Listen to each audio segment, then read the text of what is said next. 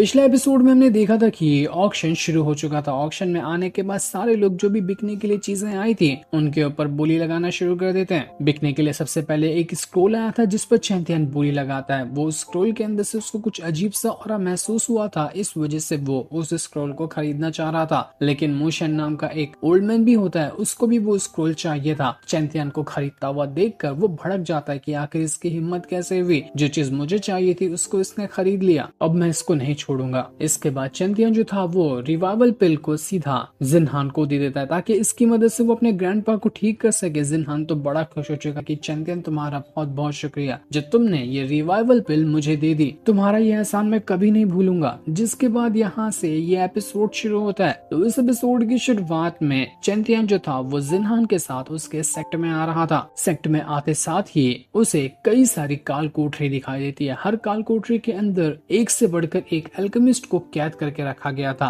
एक एल्डर था, वो यहाँ पर चैंपियन को बता रहा होता है कि चैंपियन जितने भी अल्केमिस्ट को तुम यहाँ पर देख रहे हो ना, इन सारे के सारे लोगों ने कोशिश की थी पिल बनाने की ताकि वो जिनहान के ग्रैंडपा को अपने पिल की मदद से ठीक कर सके, लेकिन कोई भी इस चीज में नाकाम ही रहा, कोई भी कामयाब नहीं हो पाया। तो जो भी यहाँ पर पिल बनाने में नाकाम होता है ना, उसको जिंदगी भर के लिए काल कोठरी में कैद कर दिया जाता है। तुम भी यहाँ पर इसी चीज के लिए आए हो कि तुम्हारी बनाई हुई पिल से जिनहान के ग्रैंडपा ठीक हो जाएंगे, लेकिन अगर नहीं हुए तो तुम्हारा भी अंजाम यही होगा। जिनहान चैंपियन से कहता है कि चैंपियन तुम श्योर हो ना कि तुम ये करना चाहते हो, तुम चाहो तो अभी यहाँ से जा सकते हो, सारी चीजें मैं हैंडल कर लूंगा। लेकिन चैंपियन कहता है कि नशा करने की कोई जरूरत नहीं है, मुझे पता है कि मैं यहाँ पर क्या कर रहा हूँ और मुझे कॉन्फिडेंस भी है कि मैं इस चीज को पूरा करके दिखाऊंगा। वो जगह काफी ज्यादा खतरनाक लग रही थी, पूरी की पूरी काल कोठरी होती है वो, पर चैंपियन को इससे कोई फर्क नहीं पड़ने वाला था। जिसके बाद देखते ही देखते वो सभी यहाँ पर एक तालाब के पास आ जाते हैं और इसी तालाब के अंदर रहता है जिनहान का ग्रैंडपा जो कि इस 20 सेक्ट का एंसेस्टर है। एल्डर यहाँ पर एंसेस्टर से कह रहा था कि देखिए मैं एक और एल्केमिस्ट को यहाँ पर लेकर आया जो कि आपकी बीमारी ठीक करना चाहता है, तो इसको परमिशन दे दीजिए आपके इलाज की। तभी देखते ही देखते वहाँ पर जो पानी रखा हुआ था उसके अंदर से एक बहुत ही ज्यादा पावरफुल ड्रैगन बाहर निकल कर आता है जो कि बड़ा ही खतरनाक नजर आ रहा था। ड्रैगन के ऊपर ही बैठा हुआ था वो एंसेस्टर यहाँ पर आने के बाद कह रहा होता है एल्डर से कि तुम एक मामूली से बच्चे को लेकर आए हो मेरा इलाज करने के लिए, इतने पावरफुल एल्केमिस्ट कुछ उखाड़ नहीं पाए तो तुम्हें लगता है कि ये बच्चा कुछ उखाड़ लेगा? मुझे नहीं लगता कि ऐसा कुछ होने वाला है। स्वॉर्ड एम्पायर जो था वो यहाँ पर चैंपियन से कह रहा होता है कि चैंपियन तुम्हें पता है ये जो तालाब के अंदर से ड्रैगन बाहर निकला है ना, इस तालाब के अंदर कुछ स्पिरिचुअल स्टोन है, अगर तुम उन स्टोन को ले लेते हो ना तो तुम्हारा जो हेवनली बॉडी आर्मर है ना वो बहुत ज्यादा पावरफुल बन जाएगा, पहले से कई गुना ज्यादा पावरफुल हो जाएगा। तो तुम जब यहाँ पर आ गए हो ना तो उन स्टोन को लिए बगैर कोई कीमत पे यहाँ से मत जाना, बहुत फायदा होने वाला है तुम्हें उस चीज से। और उसके बाद तुम इतने ज्यादा पावरफुल हो जाओगे कि पूरी की पूरी एंशिएंट टेरिटरी के अंदर कोई तुम्हारे ऊपर हाथ भी नहीं लगा पाएगा। तो उन स्टोन को कैसे भी करके ले ही लेना। जिनहान जो था वो अपने ग्रैंडपा से कह रहा होता है कि ये है चैंपियन, ये मेरा बिल्कुल एक भाई की तरह है, हम लोग हाल फिलहाल ही भाई बने क्योंकि ये अच्छा इंसान है बहुत ज्यादा, और जो पिल आपके इलाज के लिए मैं लेकर आया हूँ ना उसको भी इसी चैंपियन ने ही रिफाइन किया है। उम्मीद है कि आपको इस पिल से फायदा होगा और आपकी बीमारी ठीक हो जाएगी। एंसेस्टर कहता है कि तुम्हें यकीन भी लगता है क्या ये छोटी सी का बच्चा वो भी इतनी हाई लेवल की पिल को रिफाइन कर सकता है जो कि बड़े बड़े अल्केमिस्ट नहीं कर पाए? देखो मुझे टाइम पास बिल्कुल भी नहीं चाहिए, अगर ये इससे मेरा इलाज नहीं हो पाया ना तो बहुत बुरी सजा देने वाला हूँ मैं इसको। वो चैंपियन से भी कहता है कि तुम्हें पता है ना कि अगर तुम इस चीज में नाकामयाब रहे तो तुम्हारा अंजाम क्या हो सकता है, तो सोच समझ कर ही अपने इलाज का काम शुरू करना। तो चैंपियन यहाँ पर ठंडी सांस लेते हुए उससे कहता है कि एंसेस्टर लगता है ना आपका जो बोन कॉरिडिंग पॉइजन है वो बहुत ज्यादा आपके दिमाग पे असर कर चुका है, इसलिए आप छोटी छोटी चीजों को घुमा फिरा कर बहुत ज्यादा सोचते हैं, थोड़ा दिमाग को फ्रेश करो तो ही आपको फायदा होगा। एंसेस्टर ये सुनकर दंग रह चुका था कि ब्लड कॉरिडिंग पिल जो है उसी की वजह से ब्लड कॉरिडिंग पॉइजन किसी के अंदर ट्रांसफर किया जाता है, और यही तो मेरे साथ हुआ था। ये चैंपियन मुझे देखते साथ ही मेरे पॉइजन के बारे में इतना कुछ कैसे जान सकता है? जब ये इतना जान सकता है ना पॉइजन के बारे में तो हो सकता है कि ये मेरा इलाज भी कर दे। तो एंसेस्टर चैंपियन से कहता है कि बढ़िया, बहुत बढ़िया, तुम्हारे बातों से मैं इम्प्रेस हुआ, तुम अब अपने इलाज का प्रोसेस शुरू कर सकते हो। इसके बाद चैंपियन की रिफाइन की हुई जो पिल थी वो एंसेस्टर उस पिल को ले लेता है और उसे लेने के बाद वो उसको खा चुका था। जैसे वो पिल को खाता है वो अपनी कल्टीवेशन शुरू कर देता है, जिस वजह से उसकी बॉडी के अंदर से बहुत ज्यादा ऑरा बाहर निकल कर आने लग गया था और उसका जितना भी पॉइजन होता है वो धीरे धीरे कम होने लग गया था। एल्डर यहाँ पर ये चीज देखकर बड़ा खुश हो जाता है कि अरे वाह, ये तो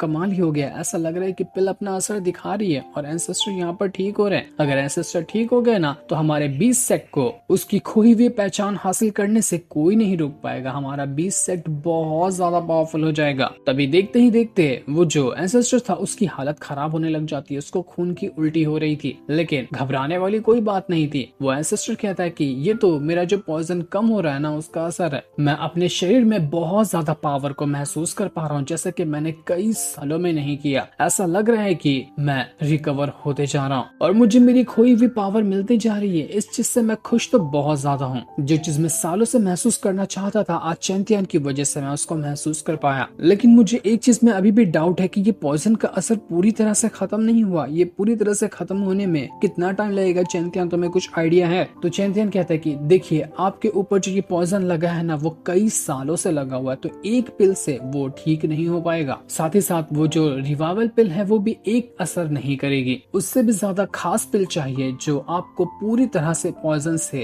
आजाद कर देगी। रिवाइवल पिल का काम होता है लोगों की जान बचाना और उनको जीने का मौका देना, ना कि भारी से भारी पॉइजन को एक बार के अंदर खत्म कर देना। लेकिन आपको टेंशन लेने की जरूरत नहीं है, मैं उसका भी बंदोबस्त कर दूंगा कि कैसे आपको पूरी तरह से रिकवर किया जा सकता है। लेकिन उसके लिए आपको पहले मुझे ये बताना होगा कि आपके ऊपर ये जो पॉइजन आया तो आया कैसे। उस हिसाब से मैं अंदाजा लगा सकता हूँ कि कैसे इस पॉइजन को जड़ से खत्म किया जा सकता है। तो एंसेस्टर कहता है कि तुम्हें बताना तो नहीं चाह रहा था क्योंकि ये बहुत ही शर्मिंदा करने वाली बात है, लेकिन फिर भी मैं तुम्हें बताने के लिए तैयार हूँ। तो आज से करीब 5 साल पहले मार्शल सेंट रेल्म का एक बंदा आया था जो हमारे 20 सेट के ऊपर कब्जा करना चाहता था और वो हमारे 20 सेट को अपने साथ शामिल करने के लिए ऑफर देने के लिए आया हुआ था। लेकिन मैंने इस ऑफर को ठुकरा दिया। तो वो मार्शल सेंट रेल्म का बंदा भड़क गया, उसने मेरे साथ फाइट शुरू कर दी। मैंने उसके साथ भी फाइट की। ये फाइट बहुत ज्यादा जबरदस्त थी, काफी टाइम तक चली। लेकिन मेरे ऊपर उस फाइट के दौरान ही उस मार्शल सेंट रेल्म के बंदे ने ये पॉइजन लगा दिया जिससे मैं अब निकाल नहीं पा रहा हूँ। तो चैंपियन कहता है कि ठीक है, मुझे इतना तो समझ में आया कि किस तरह के लेवल के बंदे ने आपके ऊपर वो पॉइजन लगाया, तो मैं उस हिसाब से ही आपको पिल के बारे में बताता हूँ। एंसेस्टर तो बहुत ही ज्यादा खुश हो चुका था। वो चैंपियन से कहता है कि चैंपियन, अगर तुमने यहाँ पर मेरी जान बचा ली और पूरी तरह से इस पॉइजन को खत्म कर दिया ना, तो हमारा 20 सेट जो तुम कहोगे वो करने के लिए तैयार है। हम तुम्हारे आभारी रहेंगे। इसलिए अगर तुमसे हो सकता है ना तो मुझे यहाँ पर पूरी तरह से ठीक कर देना। ये सुनकर चैंपियन वहाँ पर एक पेपर निकालता है जिस पेपर के ऊपर कई सारे हर्ब्स के बारे में लिखा हुआ था। चैंपियन कहता है कि अगर इन सारे हर्ब्स को इकट्ठा किया जाए और इनकी मदद से पिल तैयार की जाए ना तो वो पिल बनेगी ओरिजिन पिल। ओरिजिन पिल इतनी ज्यादा पावरफुल होती है कि वो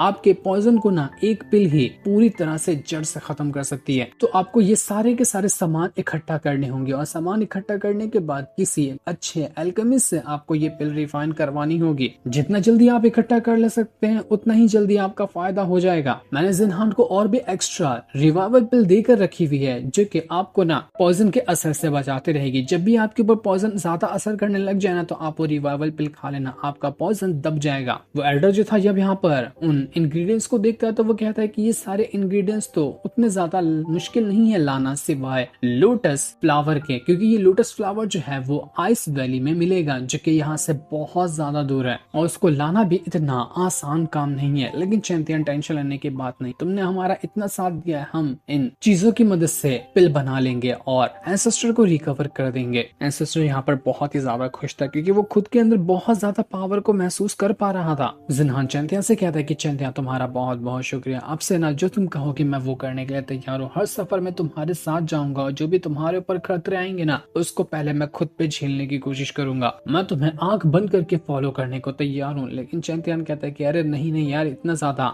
गिड़गिड़ाने की मेरे सामने जरूरत नहीं है, तुम सर उठाकर मेरे साथ खड़े रह सकते हो। वो एंसेस्टर जो था वो यहाँ पर चैंपियन से कहता है कि चैंपियन मांगो, क्या मांग सकते हो वो तुम मांग सकते हो। जो भी हमारे इस 20 सेट की सबसे खास चीज भी होगी ना वो भी मैं तुम्हें देने के लिए तैयार हूँ। मैं उसके लिए इनकार नहीं करूंगा। लेकिन चैंपियन यहाँ पर कुछ मांगता तो नहीं, लेकिन उस तालाब के अंदर से जो स्पिरिचुअल स्टोन रखे हुए थे वो उन सभी को एक बार के अंदर ही करके निकाल लेता है। करीब 8 से 10 स्टोन थे, वो सारे के सारे स्टोन यहाँ पर चैंतियन को मिल चुके थे। एंसेस्टर कहता है कि अरे चैंतियन, तुम्हें कैसे पता चला कि इसके अंदर ये स्टोन है? वाह, बड़ी कमाल की बात है, तुम तो कुछ भी चीज को ऑब्जर्व कर सकते हो। ठीक है, कोई बात नहीं, जितने भी स्टोन है तुम सब के सब स्टोन रख सकते हो, मुझे कोई परेशानी नहीं है इस चीज से। जब मैंने पहली नजर में तुम्हें देखा ना तो मुझे लगा कि तुम कमजोर लड़के हो जो मेरा मजाक उड़ाने के लिए यहाँ पर आए हो, लेकिन अब मैं अपनी गलती को समझ चुका हूँ कि नहीं, तुम बहुत ज्यादा खास बंदे हो। माना कि तुम्हारी एज कम है लेकिन तुम्हारे पास एक्सपीरियंस बहुत ज्यादा है। तो चैंपियन भी एंसेस्टर से कहता है कि आपका बहुत बहुत शुक्रिया मेरी तारीफ करने के लिए। अब मुझे जाना होगा, मेरे दोस्त जो है वो मेरा इंतजार कर रहे होंगे। आपके साथ बातें करके यहाँ पर आने के बाद मुझे बहुत अच्छा लगा। इतना कहने के बाद चैंपियन जो था वो यहाँ पर एक बर्ड पे सवार होकर जिन्हान के साथ आगे बढ़ना शुरू कर देता है। लेकिन जैसे वो थोड़ी दूर आया था कि वहाँ पर रास्ते में ही एक बहुत जोरदार धमाका होता है। धमाका एकदम ही ज्यादा खतरनाक था। चैंपियन देखकर हैरान रह गया था कि धमाका कैसे हुआ। तब उसको सामने दिखाई देता है मोशन, जो यहाँ पर चैंपियन से कह रहा था कि अरे चैंपियन, बड़ी देर लगा दी, क्या कर रहे थे तुम अंदर बैठ के? तुम्हें पता है मैं कितने घंटों से तुम्हारा इंतजार कर रहा था।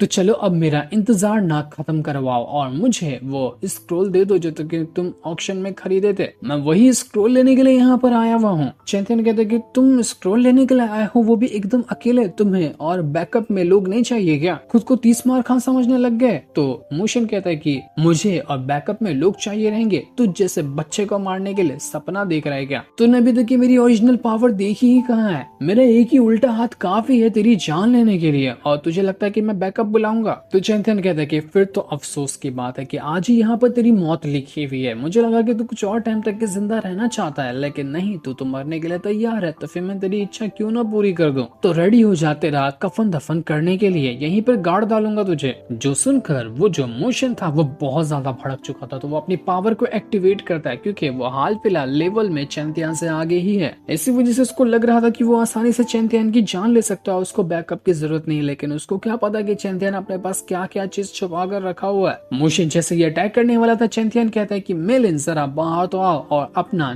अजूबा दिखाओ। इतना कहते साथ ही वहाँ पर मेलिन तुरंत ही बाहर निकल कर आ जाती है और उसने अपनी पावर का इस्तेमाल करते हुए मोशन को यहाँ पर पूरी तरह से कैद कर लिया था। मोशन तो यहाँ पर हिल तक नहीं पाता, वो बिल्कुल स्टॉप हो चुका था। मेलिन यहाँ पर चैंपियन से कहती कि क्या यार चैंपियन, जब भी कुछ काम होता है तभी तुम मुझे बुलाते हो, कभी फ्री टाइम मिले तभी भी बुला लिया करो ना, हम दोनों आपस में बातें करेंगे और थोड़ा टाइम भी बिताएंगे, वो भी एक साथ अकेले। लेकिन तुमको तो देखो, जब जरूरत पड़ती है तभी मुझे बाहर बुलाते हो, खाली नौकर बनाकर रखा है तुमने। मोशन जो था यहाँ पर मेलिन को देखकर दंग रह जाता है कि ये तो एक बहुत ज्यादा पावरफुल बीस्ट गर्ल है। आखिर इस चैंपियन ने इस मेलिन को कैसे कंट्रोल में करके रखा हुआ है? पर वो मोशन बेचारा को सोच समझ पाता कि इससे पहले ही मेलिन जो थी वो उसको एक पावर की मदद से पोर्टल बनाती और उसके अंदर हमेशा के लिए गायब कर देती। न जाने कौन सी दुनिया में जाकर गायब हो चुका था मोशन, तो वो कभी दोबारा दिखाई नहीं देगा। जिन्हान यहाँ पर मेलिन को देखकर दंग रह चुका था कि बाप रे, ये कितनी कमाल की लड़की है। अगर मैं भी चैंपियन जैसी टेक्निक वगैरह, उसके जैसा ऑरा, उसके जैसी टेक्निक वगैरह हासिल कर लो ना, तो मुझे भी इतनी सुंदर सुंदर लड़कियों को अपने कंट्रोल में लेने से कोई नहीं रोक सकता। फिर तो मेरी भी लाइफ सेट हो जाएगी, बड़ी सुंदर सी बीवी मिलेगी फिर मुझे। चैंपियन कहता है जिन्हान से कि अबे कौन से ख्यालों में खो गया, जरा बीस्ट को आगे बढ़ा, हमें अभी और आगे जाना है। जिसके बाद वो लोग फिर से वहाँ से आगे बढ़ना शुरू कर देते हैं। तो वहीं लाओजी और चैंपियन के जितने भी दोस्त वगैरह थे उनके ऊपर किसी सेक्ट वालों ने हमला शुरू कर दिया था, जिस सेक्ट के बंदे को चैंपियन ने कुछ टाइम पहले मारा था। तो वही लोग यहाँ पर आने के बाद चैंपियन के सभी दोस्तों के ऊपर अटैक कर रहे होते हैं। लाओजी और बाकी भी अपनी टेक्निक का इस्तेमाल करते हुए उनके साथ फाइट करते हैं, लेकिन वो बंदे बहुत ज्यादा थे, जिस वजह से चैंपियन के दोस्तों की यहाँ पर हार होने लग जाती है। वो लोग यहाँ पर अच्छे तरह से फाइट कर ही नहीं पा रहे थे। वो बंदे कहते हैं कि हमारे सेक्ट से टकराने से पहले ना 10 बार सोचना चाहिए था कि जिससे पंगा ले रहे हो, पंगा लेने के बाद तुम जिंदा बच पाओगे या नहीं बच पाओगे। और देखो यहाँ पर तुम्हें तुम्हारी गलती का एहसास होने वाला है, बहुत बुरी मौत हम तुम्हें यहाँ पर मार डालेंगे। लाओसी कहती कि तुम जैसे घटिया इंसानों से मुझे कोई डर नहीं लगता, तुम जैसे एक या 1000 भी आ जाए ना तो भी हमारा कुछ उखाड़ नहीं सकते। इसके बाद वो बंदा जो था वो यहाँ पर अपनी पावर का इस्तेमाल करते हुए लाओजी के ऊपर अटैक करने की कोशिश करता है। वो ऐसा अटैक करने वाला था कि हो सकता है कि इससे लाओजी की जान ही चली जाए, लेकिन तभी वहां पर अचानक से ऑरा फैलता है। वो ऑरा इतना ज्यादा खतरनाक था कि वो चीथड़े उड़ा देता है उस बंदे के। ये अटैक किसी और ने नहीं बल्कि यहाँ पर चैंतियान ने ही किया था। उसने अपनी स्वॉर्ड की मदद से ऐसा स्लैश अटैक मारा कि चीथड़े उड़ गए उस बंदे के। इसके बाद वो सारे के सारे लोगों को उनकी औकात दिखाने के लिए तैयार था। जो सीन दिखाते ही ये एपिसोड यहीं पर एंड हो जाता है। Thanks for watching.